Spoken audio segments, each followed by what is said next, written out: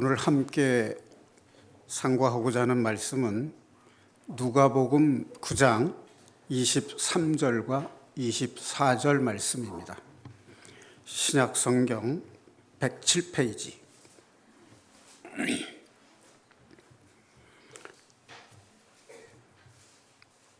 찾으셨으면 함께 봉독하시겠습니다.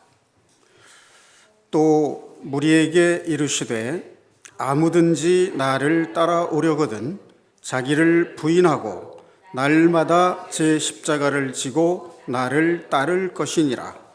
누구든지 제 목숨을 구원하고자 하면 잃을 것이요 누구든지 나를 위하여 제 목숨을 잃으면 구원하리라. 아멘.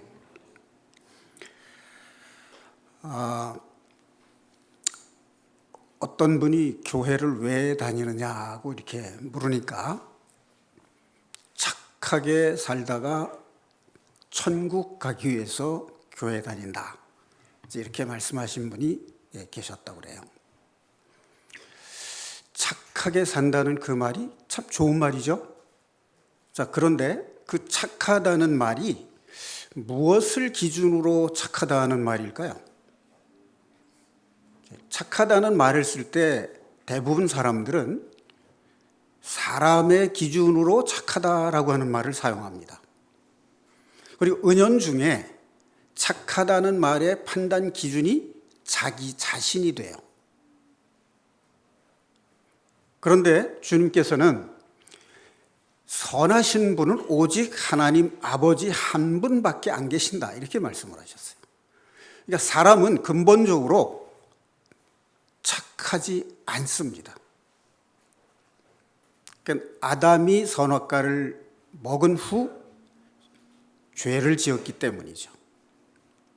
이 사사기에 보면 사람들이 자기 생각에 옳은 대로 행하였더라 하는 말씀이 2번 나옵니다. 사람들이 각자 자기 생각에 옳은 대로 행한다, 그렇게 살면 세상이 어떻게 될까요?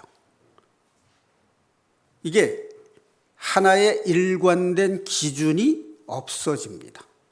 사람마다 생각이 달라진단 말이죠.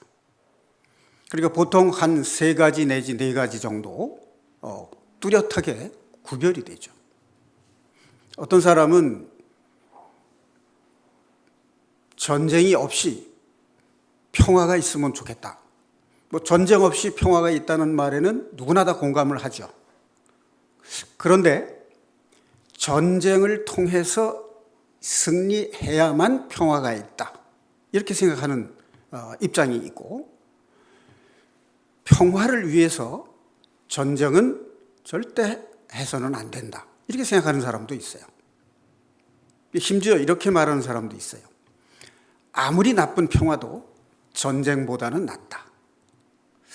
들어보면 상당히 그럴듯한 말이죠. 그런데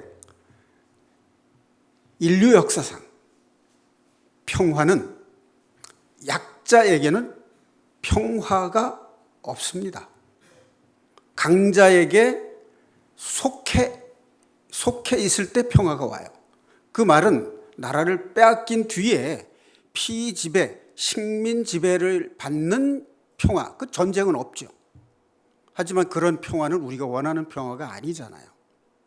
그래서 각 사람의 생각에 옳은 대로 행동을 하게 되면 국론이 분열될 수 있다는 얘기예요.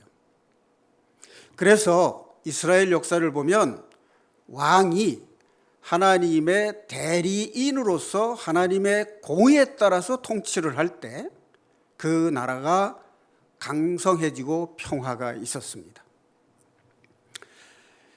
자, 선하다 하는 말은 하나님의 기준에 따라서 선해야 되지, 사람의 생각에 따른 선이라는 것은 결국 어디에서 온 것이냐면 사탄에게서 온 거예요. 각자 자기에게 좋은 것을 선이라고 생각합니다. 자, 그 다음에 착하게 살면 천국 간다는 이 말은 기독교 신앙이 아니에요.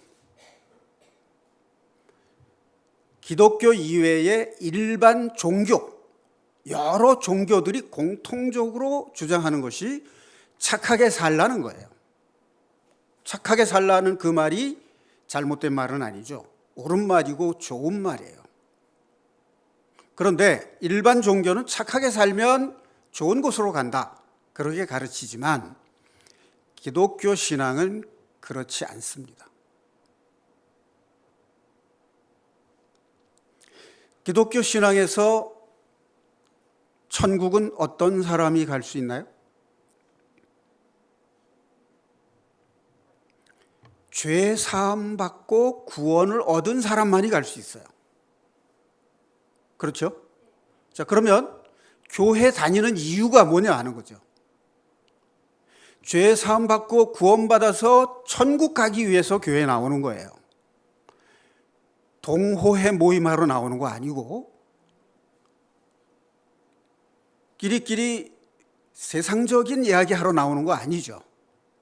그러면 구원받은 이후에는 왜 교회 다녀요? 구원받았으면 이제 교회 안 다녀도 되는 거 아니에요? 그럼 여러분들 구원 못 받았기 때문에 지금 교회 나오는 건가요? 구원을 못 받은 분은 구원 받기 위해서 나오는 거고, 구원을 받으신 분들은 구원을 이루고 완성하기 위해서 나오는 거예요. 그렇지 않습니까? 그렇죠?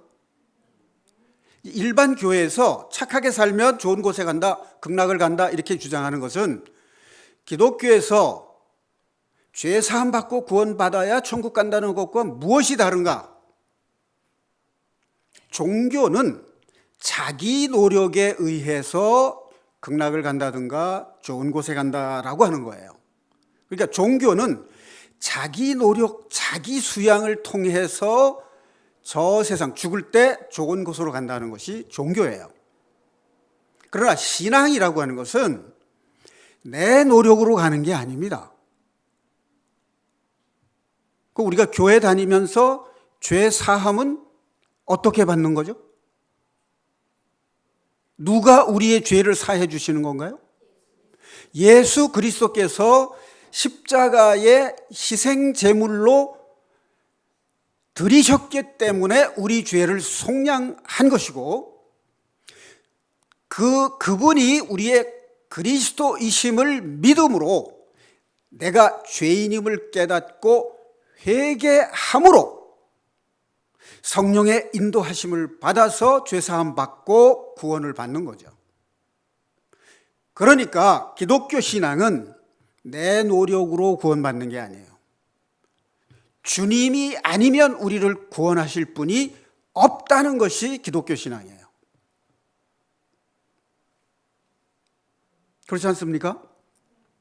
사도행전 4장 12절에 보면 천하 만민 중에 구원을 받을 만한 다른 이름을 주신 일이 없다.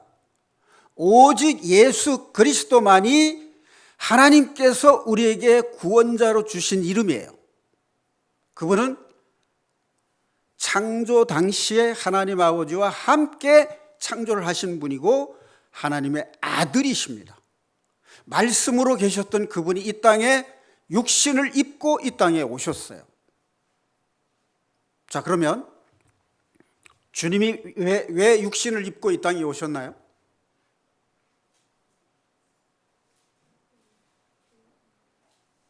우리의 구원과 관련해서 범위를 좁혀서 생각해 보면 주님은 죽으시기 위해서 오셨어요. 그렇잖아요?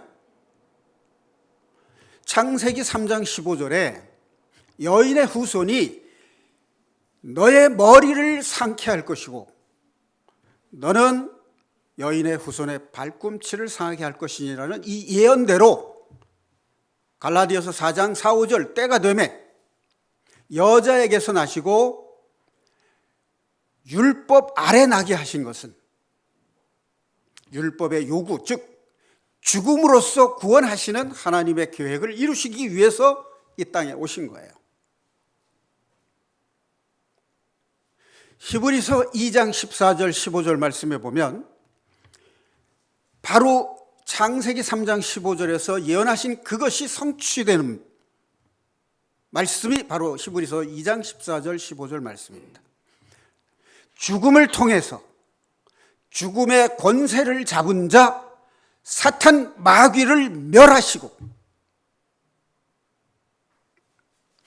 죽음이 두려워 평생 매여 종로로 타는 죄인들을 해방하려 하심이니라. 주님이 오신 것은 당신이 죽으심을 통해서 죽음의 권세 잡은 자 사탄 마귀를 멸하시고 죽음이 두려워 평생 매여 종로로 타는 죄인들을 해방하시기 위해서 오셨습니다. 그분이 아니고는 죄 사함과 구원은 있을 수가 없습니다. 이것이 기독교 신앙이에요. 일반 종교에도 기도가 있습니다. 심지어는 샤머니즘, 미신에도 기도가 있어요. 그 기도는 알지 못하는 신에게 복을 빌고 건강을 비는 기복적인 기도를 주로 합니다. 그러나 기독교의 기도는 기복적인 기도가 아닙니다. 하나님의 뜻을 나를 통해서 이 땅에 이루어지게 하시고 내 마음 속에 하나님 나라가 이루어지게 해달라는 것이 기독교의 기도예요. 그런데 기독교의 기도는 결정적으로 일반 종교와 다른 것이 뭐냐면 반드시 예수님의 이름으로 기도하는 것입니다. 일반 종교는 알지 못하는 신에게 기도를 하는데 그 기도가 이루어질지 안 이루어질지 전혀 약속이 되어 있지 않습니다. 그냥 막연하게 구하는 거예요. 그러나 기독교의 기도는 반드시 예수님의 이름으로 기도합니다. 아멘. 예수님의 이름으로 하지 않는 기도는 기도가 아니에요. 그런데 성경은 예수님께서 요한복음 14장에 보면 내 이름으로 하는 기도는 내가 이루리라, 반드시 이루리라 이렇게 약속을 하셨어요. 그런데 그 기도, 반드시 이루시는 그 기도는 기복신앙을 이루어 주신다는 뜻이 아니에요. 너희가 내 안에, 내 말이 너희 안에 있으면 구하라, 그리하면 이루리라 이렇게 말씀을 하신 겁니다. 자, 이해를 돕기 위해서 제 신앙의 과정을 간증을 좀 하겠습니다. 제가 초등학교 5, 6학년 때 크리스마스 날 그 어린이 극을 한다고 이제 사탕과 과자를 준비해 놓고 마을마다 학생들을 모아서 다 이제 갔어요. 그때 이제 초등학교 5, 6학년 때 크리스마스 때 제가 그 어린이 극에 한 역할을 담당해서 이제 한 것이 제가 교회와 인연을 처음 맺은 겁니다. 그러다가 이제 초등학교 6학년 되니까 중학교 시험을 봐야 돼서 공부를 해야 되니까 교회를 못 갔어요. 중학교 1, 2학년 때 교회 다니다가 중3 때 되니까 고등학교 입학시험 봐야 되니까 교회를 못 갔어요. 고등학교 올라왔는데 경기도 강화군 교동면 그 섬에서 한양으로 유학을 온 거죠. 오니까 친구가 없어요. 그래서 일요일 날 갈 데가 없습니다. 용돈도 없고 하니까. 갈 곳이라고는 길 건너편에 교회밖에 없죠. 그래서 고등학교 1, 2학년 때 교회 다니다가 2학년 말부터 고3 대학 시험 준비하느라고 또 교회를 안 나갔어요. 그러다가 대학교 갔는데 군대 갔다 온 선배가 자기네 교회 테너 파트에 사람이 없다고 저보고 이제 테너를 해달라고 그래서 이제 같이 교회에 다녔어요. 그리고 이제 졸업을 하고 직장을 갔는데 직장 생활을 하다 보니까 교회를 또 못 다니게 된 거예요. 근데 직장 생활 3년 만에 제가 이제 몸에 병이 들었어요. 그런데 그 간염이 간경화로 발전이 되고 3년 동안 치료를 받았는데도 낫질 않아서 거의 죽게 된 겁니다. 그런데 그 전에는 어머니가 이제 교회 나가자 그러면 이제 다 어릴 때 나가는 거지 지금 제가 뭐가 부족해서 교회를 나가겠습니까? 그리고 거절을 했었는데 몸이 아파서 죽게 되니까 하나님이 아니고는 나를 살려주실 분이 없다는 걸 알게 된 거예요. 그러니까 아파서 죽게 되니까 어린아이의 말도 나보다는 낫고 시골의 무학자이신 할아버지 할머니의 말도 다 옳게 들리는 거예요. 그런 심정으로 교회 나가서 목사님 설교를 들으니까 성경에 어떤 이야기를 해도 모르는 이야기를 해도 의심 없이 다 받아들이게 됐어요. 몸이 아파서 죽게 되니까 하나님 계시는 게 그냥 믿어지더라고요. 고난을 받으면 하나님을 찾게 돼요. 고난을 주시는 이유가 그러니까 하나님이 부르시는 사인입니다. 그래서 제가 교회를 다니게 됐는데 정말로 빠지지 않고 독실한 크리스찬이라고 저를 보고 그랬어요. 그런데 제 마음속에는 서서히 몸이 회복이 되고 건강이 되면서 제가 이제 오살리 금식기도원에 가서 이제 7일 동안 금식 기도를 하고 6일째 제 몸이 좋아지는 이제 신호를 느꼈어요. 그래서 이제 보식을 하고 회복이 돼서 다시 이제 복직을 했는데 건강해지기 시작하면서 내 마음 속에 아무 의심 없이 독실하게 믿었던 내 마음에 문제가 생기기 시작한 거예요. 그게 뭐냐면 죄에 대한 문제가 자꾸 솟아오는 겁니다. 근데 그때 당시 복직을 해서 이제 수원회가 있었는데 그 빌리 그레엄 목사님이 여기 전도 집회를 할 때 그 동시 통역을 했던 김장한 목사님이라고 있어요. 그분이 심우하는 교회를 다녔었는데 그분이 설교를 하고 이렇게 말씀을 하셨어요. 예수 믿기로 작정하신 분들 잠시 손을 들어 보십시오.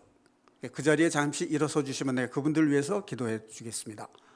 이분들 구원 받으셨습니다. 이렇게 선언을 하셨어요. 그런데 다음 주일 교회 나갈 때 내 마음속에 여전히 죄의식이 있는 거예요. 그러니까 내 양심 속에서는 내가 구원받았다는 확신이 없는 겁니다.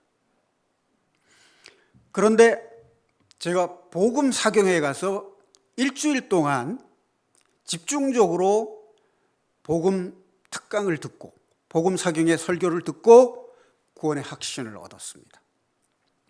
그러고 난 뒤에 3년 반 정도를 말씀이 너무 사모해서 수 없는 기독교 서적을 읽고 목사님 설교를 듣고 꼭 테이프를 사와서 그걸 2번, 3번 반복해서 들었어요. 외워서 다른 사람에게 전할 수 있을 정도로. 그래서 구역장도 하고 헌금과 기금도 하고 열심히 신앙생활을 했습니다. 그런데 제 마음속에는 변한 게 없는 거예요. 열심히 헌신 봉사를 했는데 내 마음속에는 변한 게 없어요. 그러니까 사람들이 교회 다닌다고 하면서 너 뭐 변한 게 뭐 있냐, 우리하고 다를 게 뭐 있냐 이거예요. 전도를 하려고 하니까. 이게 부끄럽고 창피한 거예요. 그때서부터 내 마음속에 또 하나의 의문이 생기기 시작한 겁니다. 구원받은 이후에 신앙적으로 의기소침해지고 방황했던 경험이 있으신 분들 여기 계신가요? 계시면 잠깐 손을 한번, 높이 들지 않아도 좋습니다. 네. 그럼 갈등과 방황 없이 전부 신앙생활을 잘들 하셨네요. 네, 참 좋은 성품을 타고나셨네요. 이것이 저를 너무 무겁게 짓누르고 있었습니다. 그래서 제가 신앙생활을 잘하기 위해서 신학대학을 가서 공부를 했어요. 목사 되려고 공부한 게 아니고. 그리고 근래에 제가 또 신학 공부를 통해서 목사가 됐습니다. 근데 목사가 돼서 설교를 준비하면서 이 성경들을 처음부터 새롭게 보니까 내가 왜 구원을 받은 이후에 방황을 했는지, 구원을 받은 이후에 신앙생활을 어떻게 해야 되는지를 정확하고 분명하게 알게 된 겁니다. 자, 여러분, 예수 그리스도를 믿기만 하면 구원받는다. 그런 말씀 들어보셨나요? 들어보셨죠? 자, 그럼 그 말에 여러분이 의문이 있습니까? 없습니까? 순수한 마음을 가지고 들으면 의문 없이 믿어야죠. 자, 그런데 그 말 속에 아주 중요한 의미가 내포되어 있습니다. 그게 뭐냐면 자신이 죄인임을 깨닫고 회개를 하면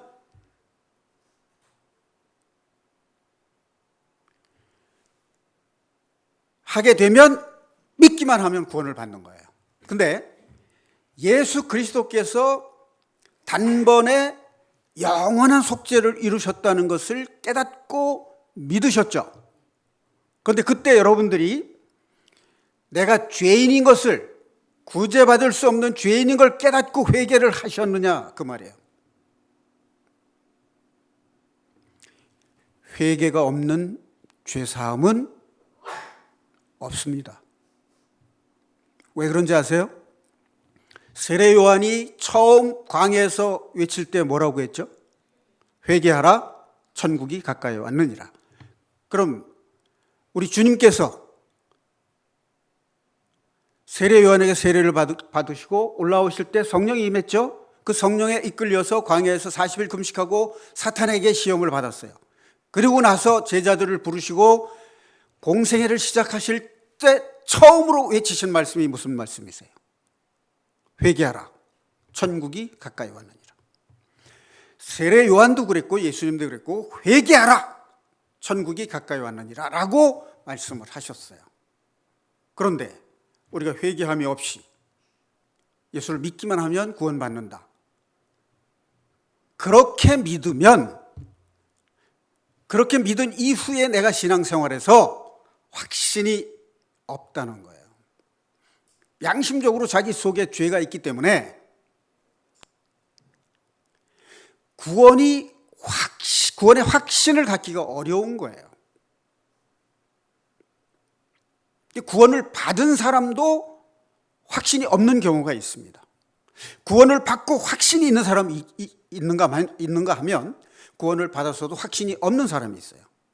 자, 그런데 이런 경우도 있어요. 구원을 못 받았는데 구원의 확신을 가진 사람이 있단 말이에요. 이거는 문제죠. 그리고 구원을 받지도 못했고 확신도 없고 이런 사람도 있습니다. 그런데 이게 위험한 게 뭐냐면 구원을 못 받고 확신도 없는 사람은 구원받을 가능성이 있단 말이에요. 그런데 구원을 못 받았는데 확신이 있어. 그럼 자기는 구원 받았다고 믿고 있으니까 진짜 구원받기가 어려운 거예요. 그래서 양심적으로 자기를 잘 살펴야 돼요.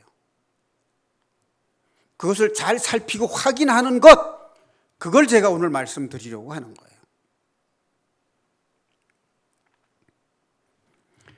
자, 누가복음 9장 23절에 보면 주님께서 아무든지 나를 따라오려거든 자기를 부인하고 날마다 제 십자가를 지고 나를 따를 것이니라.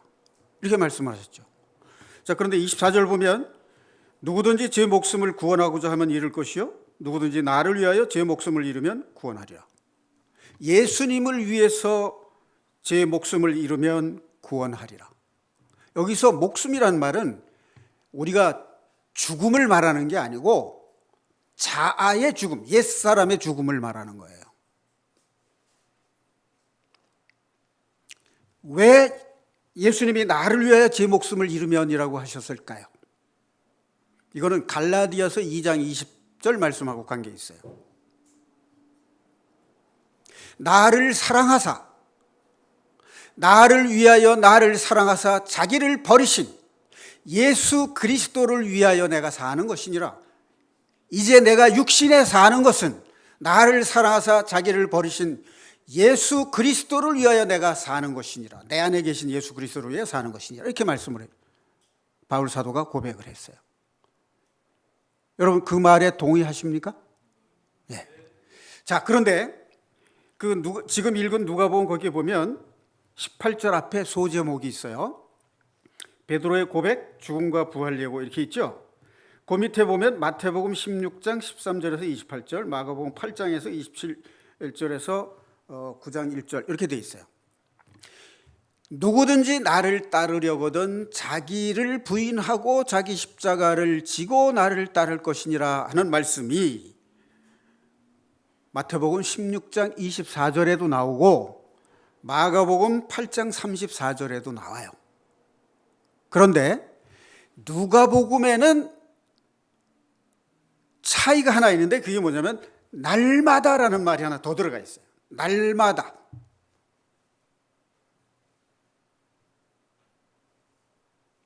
이 말은 고린도전서 15장 31절에 바울 사도가 너희를 향하여 단언하노니 나는 날마다 죽노라 하는 말씀과 관계가 있죠. 날마다 죽노라 하는 바울 사도의 그 고백이 바로 누가복음 9장 23절에 나오는 이 말씀과 같은 말씀이래요. 주님이 하신 말씀을 바울이 받아서 신앙 고백을 한 거예요.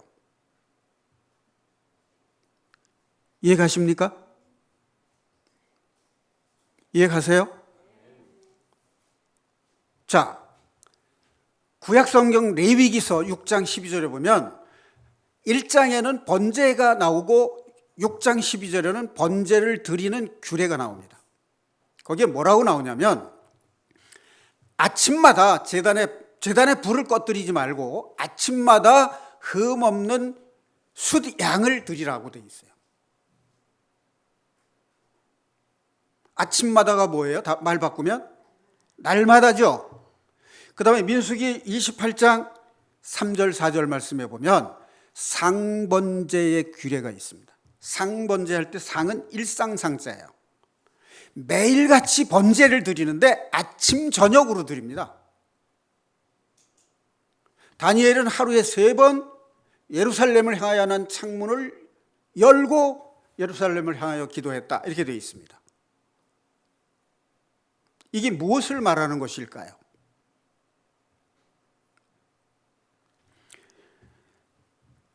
구약시대에 성전에서 제단에 불을 꺼뜨리지 말라고 했어요. 그리고 아침 저녁으로 흠없는 숫양을 제물로 드렸어요. 이것은 무엇이냐면 하나님께서 예수 그리스도가 이 땅에 오셔서 구원을 성취하실 때 그 약속을 하신 것이에요. 이게 구약 성전의 제사 예법이. 그러니까 이것은 약속 어음이란 말이에요. 그럼 예수님이 십자가에 달려 돌아가심으로 단번에 영원한 속죄를 이루시고 성소에서 지성소로 들어가는 휘장이 갈라진 것, 그것이 무엇을 의미하냐면 이 약속 어음을 현금으로 결제하셨다는 것을 말하는 거예요. 레위기서에서 하나님께서 언약하신 그것이 히브리서 9장 12절에서 예수님이 완성하신 것을 말씀하는 거예요. 그런데 우리는 지금 2000년 전에 예수님께서 하나님의 구원 계획을 성취하신, 다 이루었다 한 그것을 믿는 믿음으로 구원을 받는 겁니다. 이해가시죠? 우리는 약속을 받은 게 아니에요. 약속 어음 받은 게 아니에요. 이미 현금으로 결제된 것을 우리가 받은 거예요. 그만큼 우리의 믿음은 예수 그리스도께서 육신을 입고 이 땅에 오셔서 속량을 성취하셨기 때문에, 단번에 영원한 속죄를 이루셨기 때문에 의심 없이 믿음으로 구원을 받는다는 것입니다. 그런데 회개 없이는 죄사함이 없다는 것, 이것을 잊으시면 안 된다는 말이에요. 구약시대의 제사는 예수님이 오신 이후의 신약시대에서는 예배라는 말로 바뀌었습니다. 이제 우리가 구약시대 레위기서에서 드리던 양이나 소를 가지고 희생제물을 드리는 그런 제사는 드릴 필요가 없습니다. 예수님이 단번에 영원한 희생제물이 되셨기 때문입니다. 그래서 우리는 그분을 예배하는 것이 거룩한 산 제사가 되는 겁니다. 그런데 지금 누가복음 9장 23절에 나오는 말씀과 고린도전서 15장 31절에 나오는 말, 이 말이 무엇을 의미하냐면 우리가 예수 그리스도의 은혜에 감사하고 하나님께 예배 드리는 그것은 무엇을 의미하느냐? 우리의 옛사람, 옛자를 희생제물로 드리는 것이 예배다, 그 말이에요. 그럼 그것이 희생제물로 드린다는 얘기는 우리의 옛자, 육신의 욕망대로 살던 옛사람이 십자가에 죽는 것을 말하는 거예요. 바로 이것이 신앙생활의 비결입니다. 내가 주님과 함께 십자가에 못 박혀 죽는 것, 죄에 대하여 내가 죽는 것이 나의 구원이 확실하냐 아니냐 하는 것을 확인하는 최고의 판단 기준이라 그 말입니다. 내가 그리스도와 연합해서 십자가에 죽는 경험을 날마다 생활 속에서 할 때 내 구원이 확증이 되는 거예요. 이것을 알면 우리가 구원의 확신을 가지고 사탄을 대적하고 죄를 이기고 세상을 이기는 담대한 신앙생활을 할 수 있다는 뜻입니다. 우리가 교회에 빠짐없이 출석하고 헌신하고 봉사하고 헌금을 들여서 예배를 드릴지라도 내 마음이 허전한 구원에 대한 확신이 없는 것은 내가 날마다 십자가에 죽는 경험이 없기 때문에 그렇다는 말씀입니다. 이해가십니까? 믿어지시나요? 네. 자, 자기를 부인하고 자기 십자가를 진다는 말이 뭐냐? 자기, 이거를 다른 말로 자아라고 해요. 자아는 누구냐? 나를 말합니다. 나 자신. 이 꽃이 아름답다라고 볼 줄 아는 인식의 주체. 사람들이 이렇게 말하죠. 저 사람 정신이 나갔나? 할 때 그 정신. 저 사람 얼 빠진 것 같아. 할 때 그 얼. 저 사람 혼이 나갔군. 넋이 나갔군. 할 때 그 혼. 그게 바로 나예요. 우리가 세상 살 때 이 나, 자아의 욕망으로 사는 겁니다.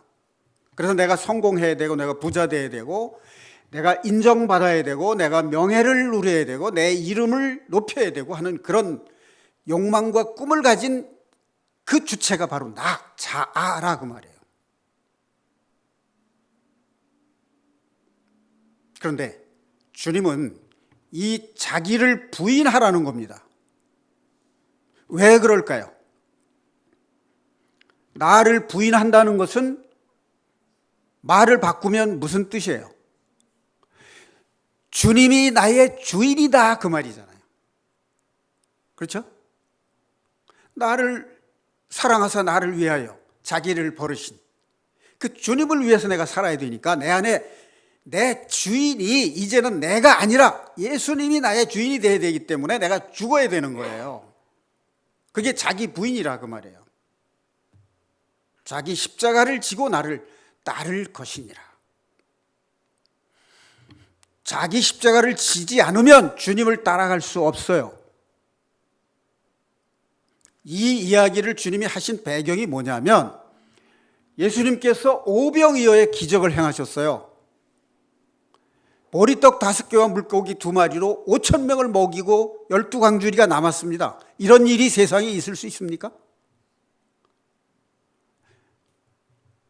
사람들이 그 오병이어의 기적을 이룬 예수님을 향해서 뭐라고 했을까요?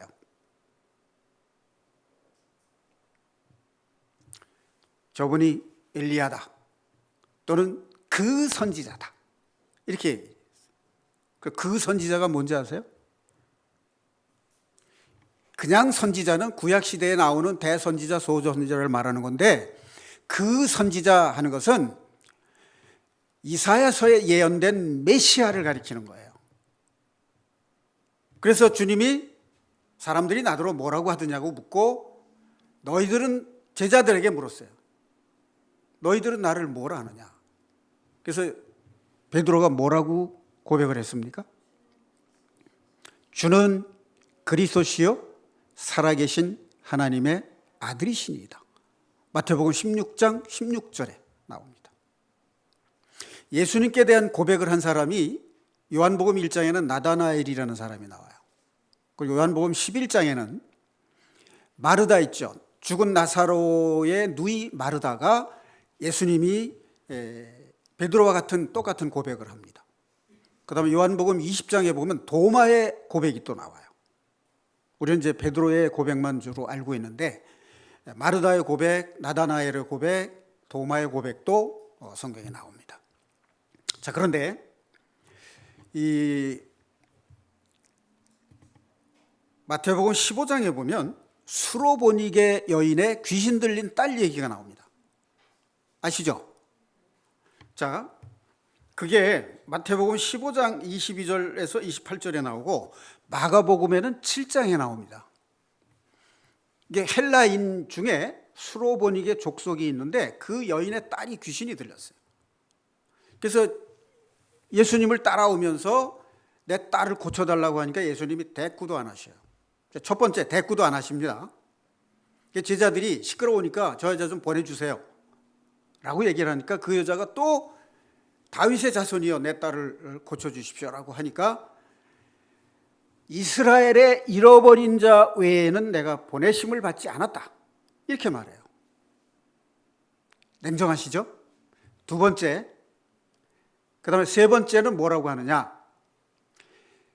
자녀의 떡을 개들에게 던짐이 마땅치 아니하도다 이렇게 말했어요. 세 번 거절했습니다. 그런데 이 여인은 뭐라고 그랬는지 아시죠? 옳소이다마는 개들도 주인의 상에서 떨어지는 떡 부스러기를 먹나이다. 그때 예수님이 뭐라고 하셨죠? 내 믿음이 크도다. 내 소원대로 되리라. 이렇게 말씀을 하셨어요. 여러분, 이 수로보니게 여인이 예수님께 매달린 이 모습이 무슨 모습인지 아세요? 너는 개야 라고 했잖아요. 그럼 이게 자기를 부인한 거예요. 옳소이다. 저는 이방인 개와 같은 존재에 불과합니다. 그러나 주님, 제 딸을 고쳐주십시오 라고 매달린 거예요. 그래서 주님이 내 믿음이 크도다 하신 거예요. 자, 우리 믿음이 크려면 어떻게 해야 된다고요? 자기를 부인해야 된다고요. 아시겠죠? 자, 그 다음에 사무엘하 15장에 보면 다윗이 나옵니다. 다윗이 아들 압살롬의 반란으로 맨발로 머리를 풀어 헤친 채 도망을 갑니다. 그런데 16장에 가면은 사울왕과 같은 베냐민 족속의 시므이라는 사람이 저주를 해요. 내가 사울의 가족의 피를 흘려서 내 아들 반란을 아들의 반역을 받아서 쫓겨가는구나. 조롱하고 저주했어요. 그때 아비새라는 장군이 왕이여 저자의 머리를 베게 해주시오 라고 했을 때 놔둬라. 하나님이 저 사람의 입을 통해서 나에게 하신 말씀이다 라고 했어요. 이게 뭔지 아십니까? 자기가 지은 죄의 대가, 징계를 받는다는 것을 고백한 거예요. 하나님의 뜻이다. 그 앞에서 자기를 내려놓고 자기를 부인한 거예요. 이게 자기 십자가를 지는 겁니다. 사랑하는 형제 자매 여러분, 우리가 다윗의 이야기, 우리아의 아내를 취하고 우리아 장군을 죽게 했던, 간접 살인했던 그 다윗의 이야기를 할 때 많은 사람들이 이렇게 생각합니다. 어떻게 왕이 저럴 수가 있느냐? 하나님의 사랑을 받은 다윗이 어떻게 그런 죄를 지을 수 있느냐?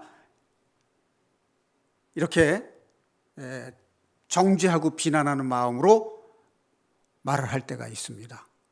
그러나 성경을 그렇게 읽으시면 안 됩니다. 다윗의 그 씻을 수 없는 그 죄 속에 누가 있다는 거예요. 나는 그런 죄 안 지은 의로운 자라고 생각하세요? 다윗이 그런 죄를 지었을 때 내가 부끄러운 죄인이라는 것을 깨닫는 자가 지혜로운 자입니다. 다윗의 시편 51장의 그 회개 시가 바로 우리의 신앙 고백이어야 한다고요. 그렇지 않습니까, 여러분?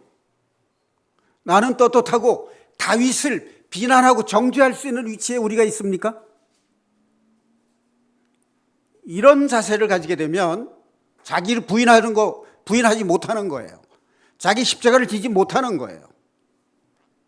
주님께서 죄 없이 가야바에게 심판을 받고 빌라도의 법정에서 재판을 받고 붙잡혀 갈 때 저항하지도 변명하시지도 않았습니다. 왜냐? 하나님 아버지의 뜻을 이루기 위해서 오셨으니까. 선지자의 글에 예언이 된 대로 이루어야 되니까. 그렇지 않습니까, 여러분? 자, 또 다른 예를 성경에서 한번 찾아본다면 예수님이 당신께서 십자가에 죽으셨다가 부활하실 것을 처음으로 말씀하셨을 때 베드로가 뭐라고 했는지 아십니까? 주님, 그런 일이 절대로 주님에게 있을 수 없습니다. 내가 그냥 두지 않을 겁니다. 주님이 뭐라고 그랬죠? 사탄아, 내 뒤로 물러가라. 그리고 주님께서 마지막 잡히시기 전에 겟세마네 동산에서 기도를 하실 때 깨어서 기도하라. 베드로, 요한, 야고보 세 사람을 데리고 올라가서 깨어서 기도하라. 사탄이 너를 밀가부르듯이 하려고 나에게 요구하였으나 내가 죄에 떨어지지 않기 위해서 기도하노라 라고 말씀하셨어요. 그런데 베드로가 닭 울기 전에 3번 부인했습니까? 안 했습니까? 부인했죠. 네, 그거 모르시는 분은 없죠. 또 몰랐어도 들으면 알죠. 옆에 사람들이 다 아니까 들으면 나도 그냥 인정할 수밖에 없는 것인데 실제로 기록이 되어 있습니다, 성경에. 자, 이게 뭘 말하는 거냐? 이것도 마찬가지예요. 아니 3년 반씩이나 선생님을 따라다니면서 배운 사람이 어떻게 배반할 수 있냐? 비겁하게 그렇게 정죄하시면 안 됩니다. 여러분이 베드로의 입장이었다면 과연 부인하지 않았을까요? 우리도 다를 바 없습니다. 그런 것을 읽으면 나의 죄를 발견하고 깨달아야 되는 거예요. 그래야 성경 볼 줄 아는 거예요. 그래야 우리의 영안이 열려 있는 것이고 우리의 귀가 열려 있는 것이에요. 자, 이렇게 주님 앞에 씻을 수 없는 수치를 2번이나 했잖아요.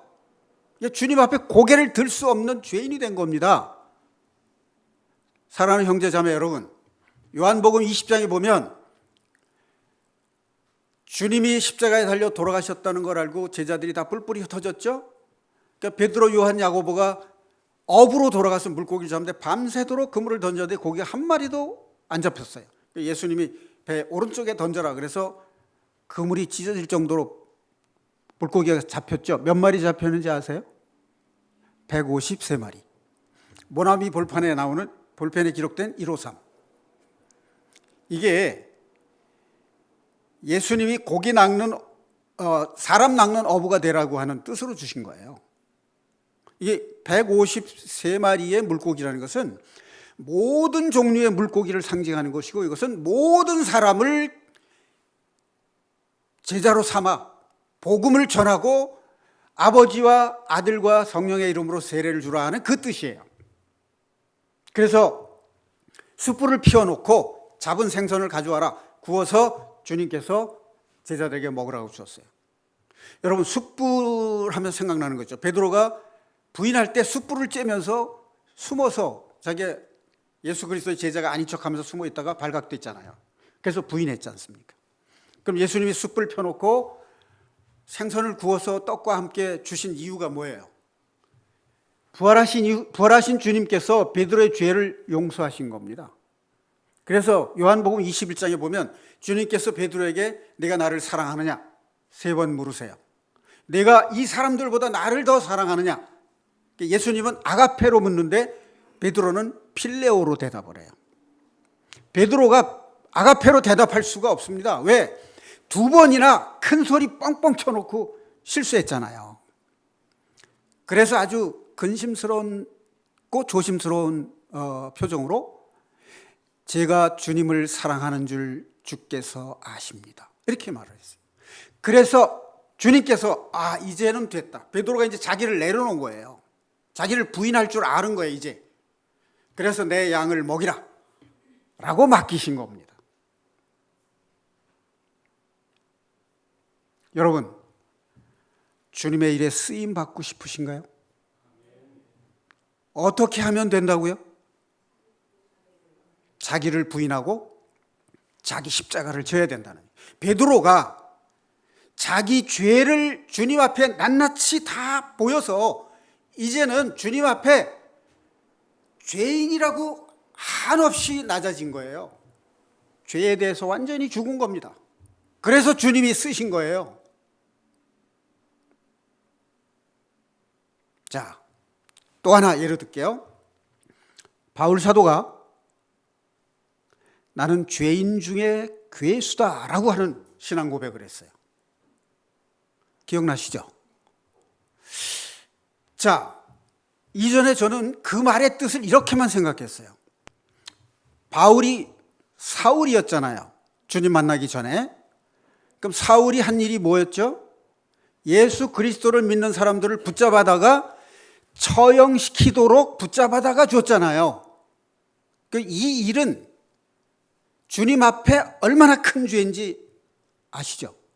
그러니까 그게 죄인 중에 괴수, 우두머리란 말이에요. 그런데 이 속에 그때 그 사실만을 말하는 것이 아니라 나는 날마다 죽노라 하는 그 신앙 고백과 맥을 같이 하는 신앙 고백이에요, 이게. 나는 죄인의 괴수다, 우두머리다. 그 말은 뭐예요? 다른 사람 모두 다 죄인이지만 내가 가장 큰 죄인이니까 다른 사람보다 내가 높아요, 낮아요?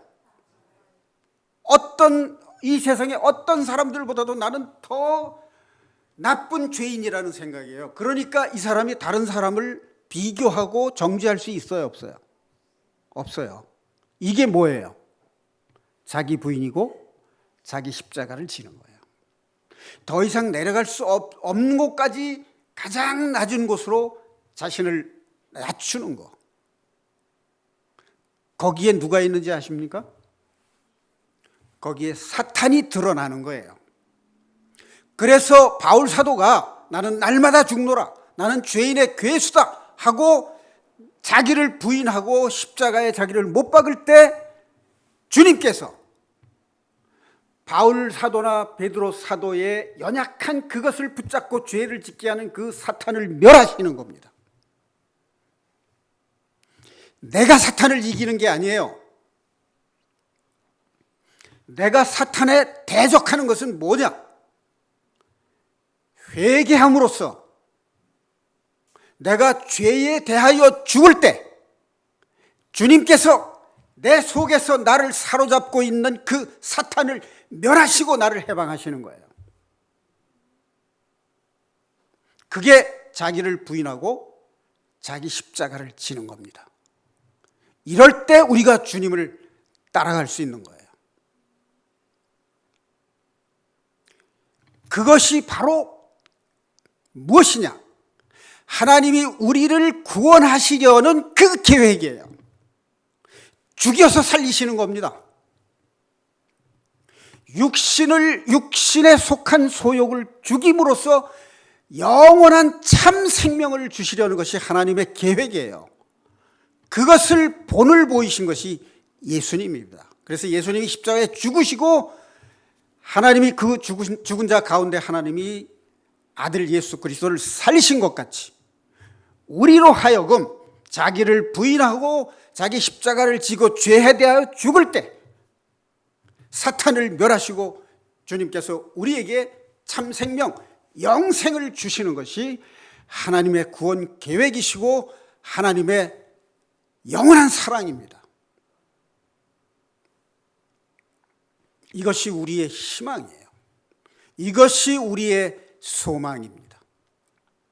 진정한 회개는 회개를 한 이후에 온유하고 겸손해지는 겁니다. 회개를 했는데 온유하고 겸손함이 보이질 않아요. 그러면 이것은 참다운 회개가 아닙니다.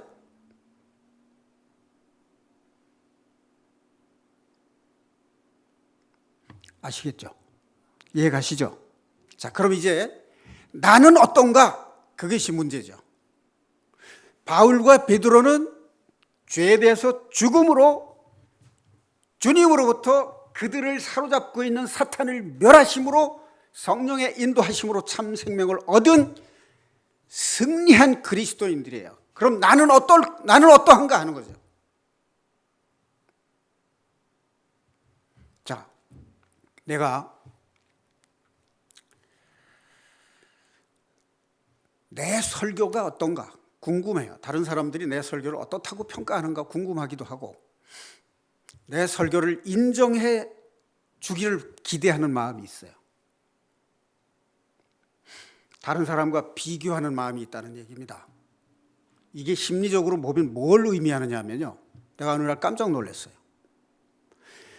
다른 사람보다 내가 더 낫다는 평가를 받고 인정받고 싶어하는 마음이 내 속에 있더라고요. 이것이 교만인 것을 제가 깨닫게 됐습니다. 아, 내 속에 교만함이 있었구나. 나는 무익한 종이라고 하는 그 말씀이 생각이 났어요. 내가 무언가를 잘하고 있다고 인정받고 싶은 그 마음, 인정받으면 자랑하고 싶고 자랑하면 나의 의로 살게 되잖아요. 하나님의 의를 나타내야 될 목회자, 설교자가 자기 인정과 자기 자랑과 자기 의를 나타내고자 한다면 그것이 어찌 하나님 앞에 겸손함이겠습니까? 그래서 이것이 교만함이라는 것을 알게 됐어요. 그것까지도 내려놔야 된다. 인정받고 싶은 마음 이거 죽여야 돼. 십자가에 못 박아야 된다는 것을 알았어요.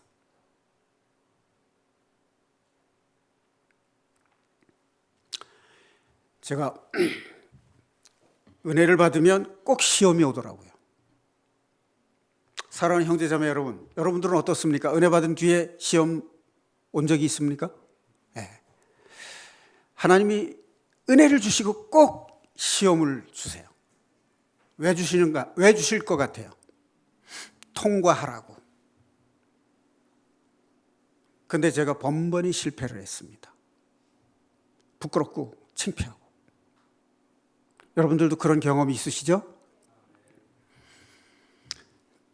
제가 치킨집에 치킨을 사러 갔는데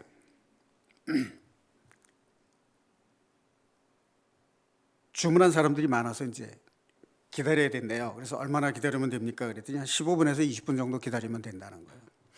그래서 이제 15분, 20분을 기다렸는데 계속 나보다 나중 온 사람들이 다 가지고 가는 거예요. 그래서 내가 많이 참았어요. 예전 같으면 금방 가서 뭐 어떻게 된 건지 확인했을 텐데 많이 참았어요. 35분을 참았어요. 그런데도 계속 내 차례가 안 오는 거예요. 그래서 내가 물어봤어요. 내가 15분 내지 20분 걸린다고 그러는데 지금 35분이 지났는데 왜 내 주문한 건 안 나오냐? 그렇게 물었더니 짜증스러운 말로 주문은 순서대로 하고 있잖아요. 이렇게 얘기를 하는 거예요. 그래서 내가 그러면 전화로 주문 온 것이 많이 밀려서 시간이 오래 지체됐습니다. 제가 처음부터 그렇게 안내를 드리지 못해서 죄송합니다. 나는 그걸 기대를 한 거예요. 나도 모르게 아이 재수 없어 이 말이 나온 거예요. 미리 안내를 못해서 미안합니다 이렇게 말할 걸로 기대를 했는데 차례대로 하고 있잖아요. 기다리세요. 이렇게 얘기를 하는 거예요. 내가 무시를 당한 거죠. 무시당하니까 옛날 같으면 화를 내고 아마 싸웠을 거예요. 그래도 많이 제가 낮아졌어요. 그래서 그냥 혼자 중얼거리는 소리 재수 없어 그랬어요. 그랬더니 나보고 재수 없다고 그랬다고. 그걸 트집을 잡는 거예요. 그래서 내가 젊은 사람이 말을 너무 함부로 하네 내가 그랬어요. 그랬더니 나이 드신 양반이 막말을 하네요. 이렇게 얘기하는 거예요. 그 순간 제가 싸워서는 안 되겠다. 그런데 그 사람이 뭐라 그러냐면 아줌마예요. 사장의 부인인가 봐. 이 주방에서 튀기다가 나와서 나보고 뭐라 그러냐면 나이 드신 분이 그런 소리 하는 게 창피하지도 않아요? 이렇게 말하는 거예요. 완전히 역공격을 당했죠.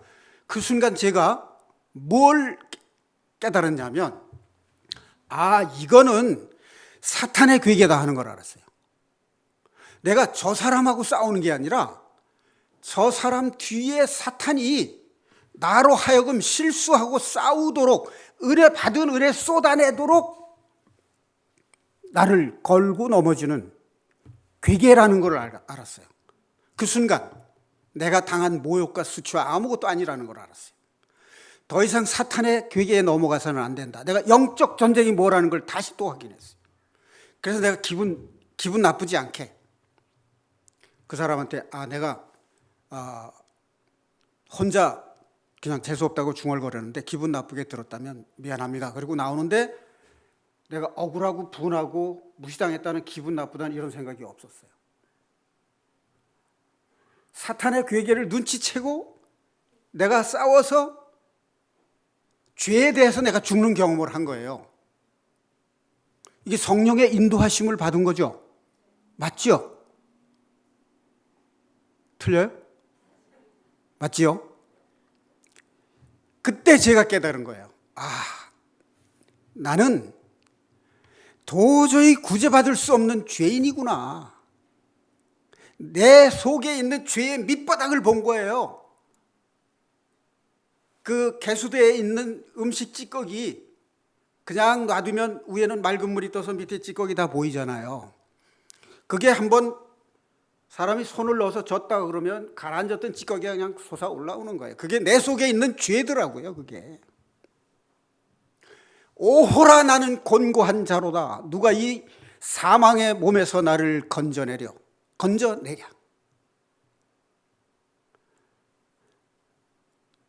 그리스도 예수 안에서 하나님 아버지께 감사하노라.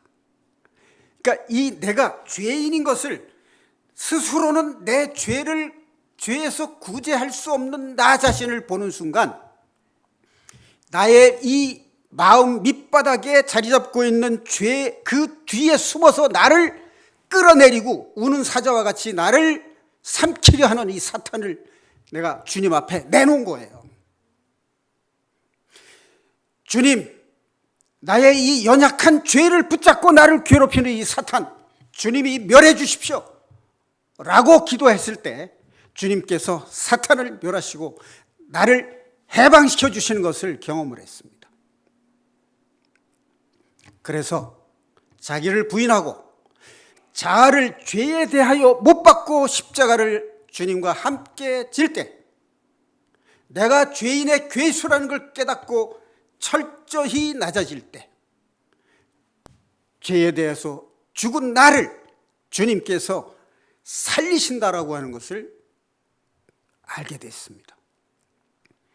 자, 우리가 하나님께 쓰임받고자 하는, 쓰임받는 그리스도인이 되려면, 그리고 내가 이 세상에서 마귀를 대적해서 죄를 이기고 세상을 이기는 신앙생활을 하려면 자기를 부인하고 자기 십자가를 날마다 지는 이 진정한 회개의 경험 속에서 주님이 내 속에 있는 사탄을 멸하시고 나를 해방시켜주는 그 믿음, 그 믿음으로 세상을 살아갈 수 있다는, 이것이 하나님께서 우리에게 베푸시는 은혜요 선물인 것을 사랑하는 형제자매 모두 다 생활 속에서 경험을 하시고 그리스도의 능력과 하나님의 말씀의 능력으로 죄를 이기는 깨끗한 정결한 영으로 신앙생활을 하는 하나님의 기쁘신 자녀들이, 하나님이 기뻐하시는 자녀들이 되시기를